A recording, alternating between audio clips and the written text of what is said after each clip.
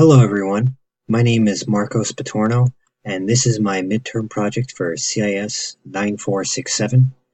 I chose to do my midterm on the amusement park industry, where it's been in the past and where it's headed in the future in terms of attendance and revenue.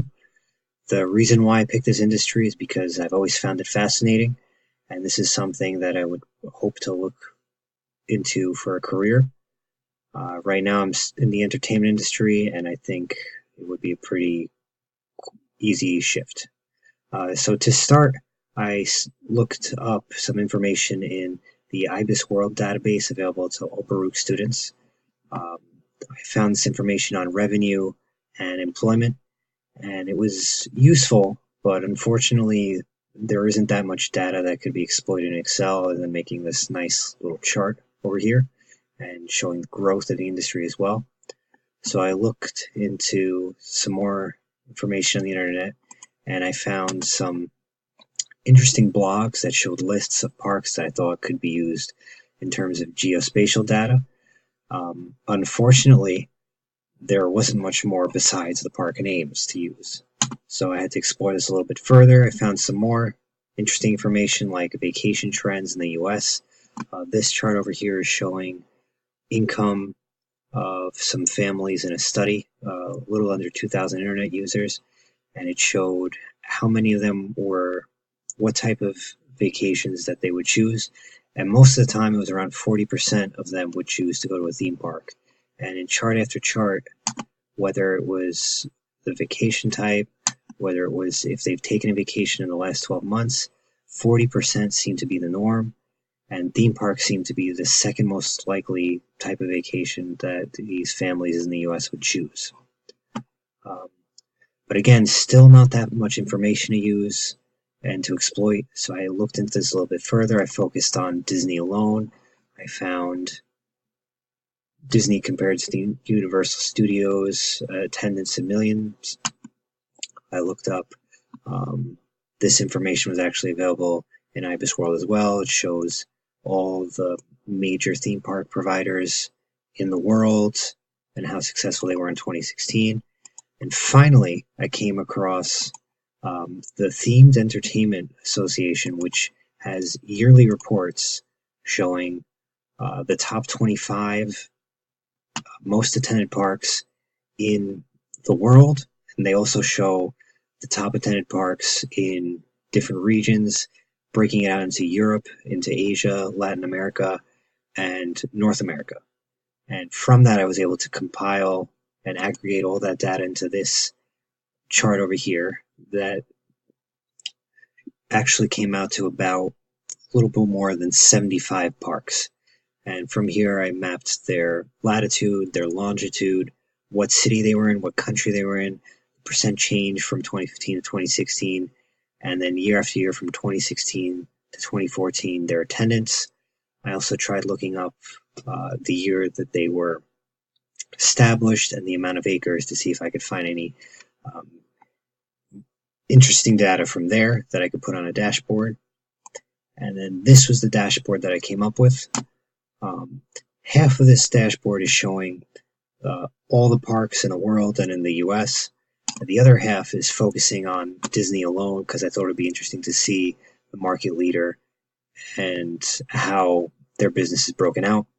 So to start, if we zoom in on this chart over here, you could see the attendance comparison at all these parks, and the one that's the leader year after year without much of a fight is Magic Kingdom at Walt Disney World. You could see whether it was 2016, 2015, 2014, and 2013, 2012, it was always the leader. Coming in a close second was Disneyland in California. But the information that I found most interesting from all this research was just how well the parks in the Disney parks in Asia were doing. You could see Shanghai Disney's pretty new. It only opened this last year. It already had over 5 million visitors in the first year alone. Tokyo Disneyland's a bit more established, and it's pretty high up there with Magic Kingdom and Disneyland, averaging over 15 million attendees a year. But if we break down this information a little bit more, seeing the top 25 parks in terms of acres. We can separate it by country using the slicer.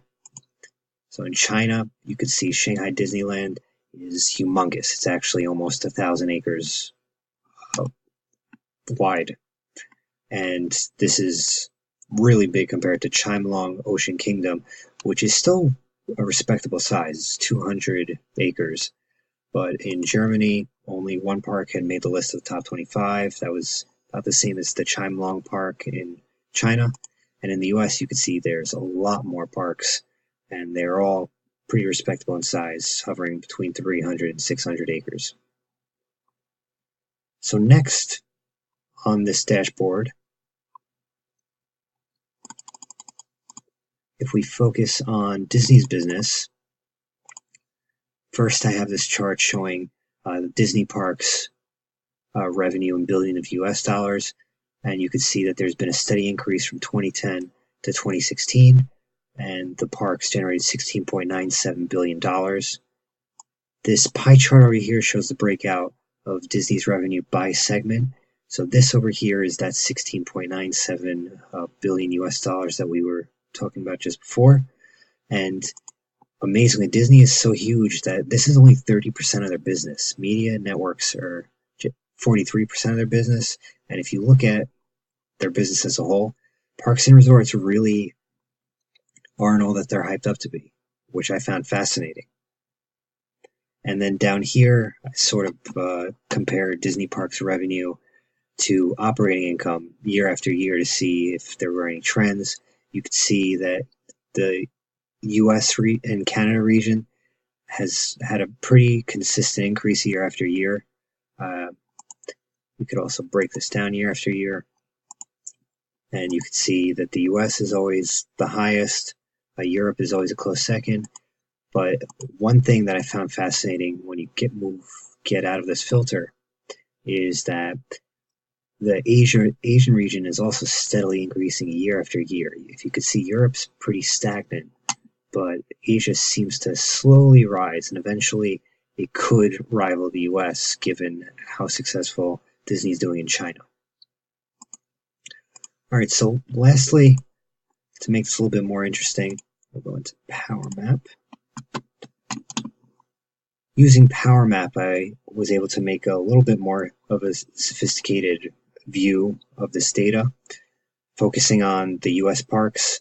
This year were the hotspots of where visitors go the most in the US. So you can see Florida's high up there, California's high up there. We play this tour. These are the hotspots. The next slide is going to show you the parks in terms of acres. So Disney seems to have the most acres given it's so many in one area. Six Flags is up here, and Disneyland is over here. This is now showing attendance year after year. It stays pretty consistent, but it was cool to see. It almost looks like a city and skyscrapers. All right, that's about all the time I have.